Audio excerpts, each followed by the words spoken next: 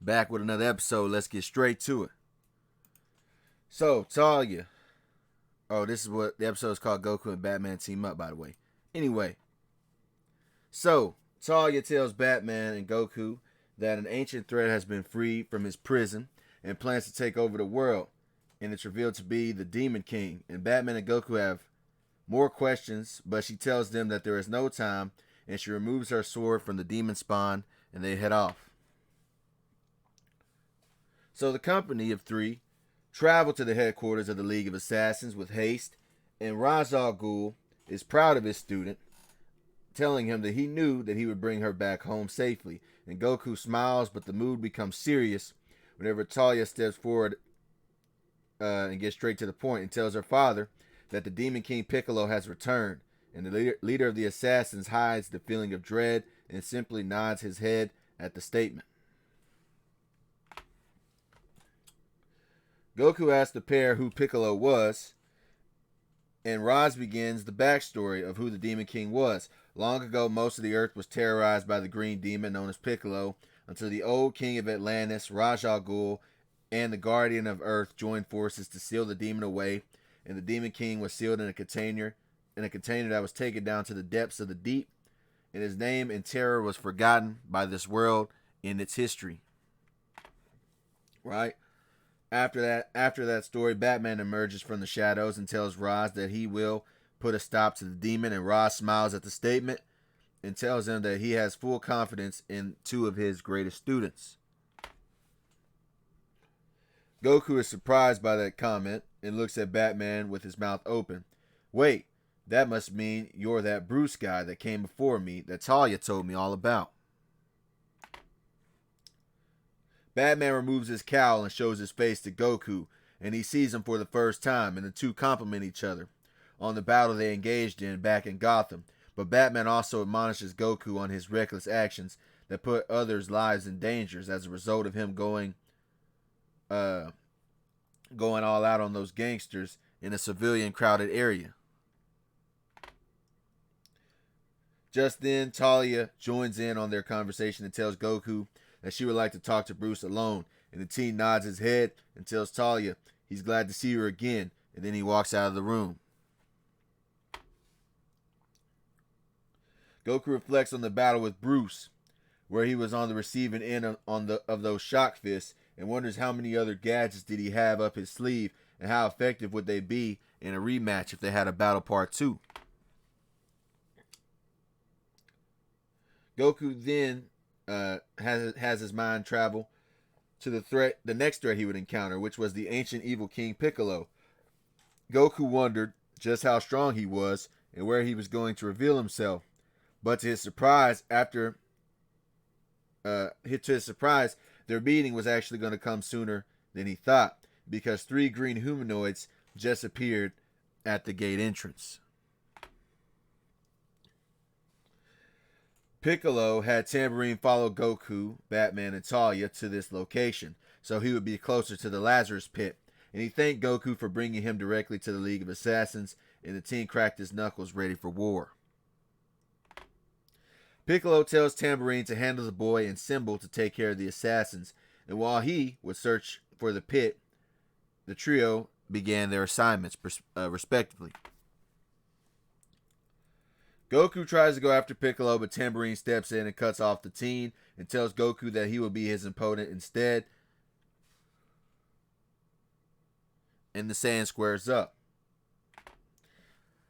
Nissa was training her faction when Symbol decided to fly through her men like a strong gust of wind, but Nissa remained fearless as she prepared to defend her home from the Green Fiend. Talia and Bruce were in her quarters whenever they heard all of the commotion, and they came to the realization that Piccolo had brought the fight to them. Goku is fighting Tambourine to a standstill currently. He was clearly stronger than the demon spawn, but Tambourine was more agile, using his wings to his advantage to avoid anything hurled his way, to avoid any serious damage. And after a little while of the cat and mouse chase, Batman and Talia showed up to take the fight off Goku's hands, and Talia told Goku to go after Piccolo and help out her father to make sure he didn't make it to the Lazarus Pit. Goku ran through the chaotic environment with one purpose in mind, which was to stop Piccolo. And but before he could enter the sanctuary, he was stopped by Symbol. Goku didn't have time for these distractions, but before he could react, he was stopped by Nissa Al Ghul and her elite faction, who informed him that they would take care of Symbol. And Goku nods his head and rushes on forward. Piccolo stood in front of Roz with a wicked smirk on his face, telling the assassin that he looked even younger than him thanks to the Lazarus Pit. And if he will tell him where it is, he'll destroy the League last during his conquest, whenever he takes over the world once more. But Roz informs the demon that there will never be another reign as long as he lives, and the pair begin to commence battle. Goku arrives and sees his master on the losing end of the battle and decides to jump into the mix to shift the direction of the tide. The two battle fiercely, with Goku having a slight advantage in the exchange, and the Withered King was starting to get frustrated with where this battle was going. So he sends a ki blast towards the direction of the injured Roz, and Goku disengaged from Piccolo to move his teacher out of the way in time, and by the time he looked back up, his opponent was gone. Batman then arrived shortly after at this time, apparently victorious in his fight with Tambourine, just in time to see Goku helping up Roz, and the man tells the both of them that they have to hurry before Piccolo can reach the Lazarus Pit, so the two warriors head towards the destination.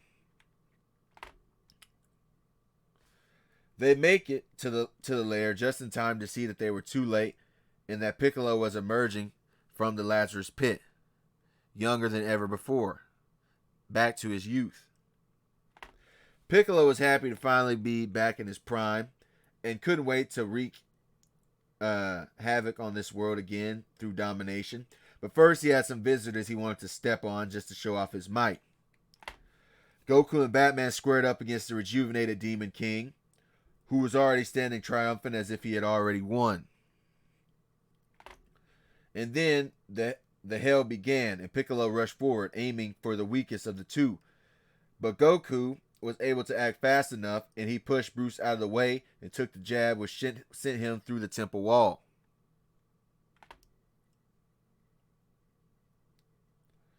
Batman started using his gadgets as soon as he recovered from Goku's push, and Piccolo was amused by the metal objects that only tickled his skin when they made contact with his flesh.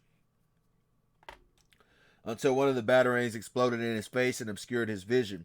And at this time, Goku blitzed back through the wall and rushed the Green Tyrant that was shrouded in the smoke that was left behind.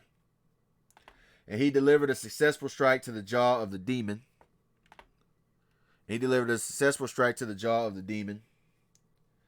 Which managed to draw blood, but the king smiles at the delivery and catches the arm of his attacker. He then begins to pummel the teen with his other hand like a rag doll, and Batman prepares a counterattack.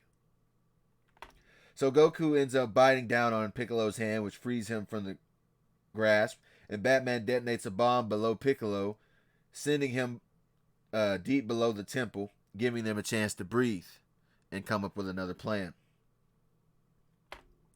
The duo catch their breath, and Batman is trying to think of something quick before the Demon King comes back to finish him off as they exit the temple. The headquarters of the assassins was severely damaged, and many had fallen, but the sons of the demon had been defeated, with Symbol being killed and Tambourine captured. Yet the real threat still remained. Piccolo emerged, annoyed, hovering over his enemies, before a sadistic smile appeared on his face, and he stated that he was going to enjoy squashing these bugs that were below him. Batman and Goku stood defiant as they locked on the demon in the sky, ready to fight to their last breath. Goku didn't waste any time and rushed the villain as soon as he landed, but the Green Man was too fast for the teen, and he avoided most of his attacks, and the ones that actually managed to land didn't have enough power behind them to make a difference. And Batman's gadgets were being treated like they were chew toys to the Green Titan as he flicked the equipment away as if they were pesky insects. That is until Batman pulled out his sound cannon. He told his allies to cover their ears and activated the system, which was surprisingly effective because Piccolo yelled in pain from the damage due to his sensitive ears. Piccolo found the source of his stress and fired a concentrated eye beam at the contraption, which destroyed Batman's device. And while he was distracted, Goku put all of his energy into an eye blast of his own and fired a beam that pushed the Namekian back into the temple, causing the walls to collapse on the Demon King. And the group watched the damage with angst, wondering if they had been successful in their combined effort at defeating the Fiend, and Goku fell to the floor, almost completely out of energy. But before anyone could celebrate, Piccolo emerged from the ruins unamused from the performance of his enemies, and he decided enough was enough. So he decided to backhand Batman and beat the down Goku to a bloody pulp to take out his frustrations. He finished off his assault and kicked Goku against a rock and prepared to fire an explosive blast that would completely disintegrate the boy before him. But the blast was blocked by the body of someone else, and Goku looked up to see that Raj Al Ghul of all people had jumped in the way to take the brunt of the blast, to everyone's surprise, disintegrating him from view. Piccolo laughed at the act and stated that the Lazarus pit couldn't even be able to repair those ashes, and Goku told Piccolo that he would pay for that with his life, but the demon simply laughed and kicked him off the mountain. He then looked at everyone else and said that he would leave them alive so they could see that they had failed to stop the rise of his new empire, and he flew off back towards North America. Batman and Talia went to look for Goku's body and found him barely holding on to consciousness, and Goku looked at Bruce and told him to take his radar that he had left in his jet and use it to find a place known as Atlantis, and asked Aquaman for help in defeating the tyrant. And Batman nodded his head, trusting the request, and afterwards Goku's eyes closed.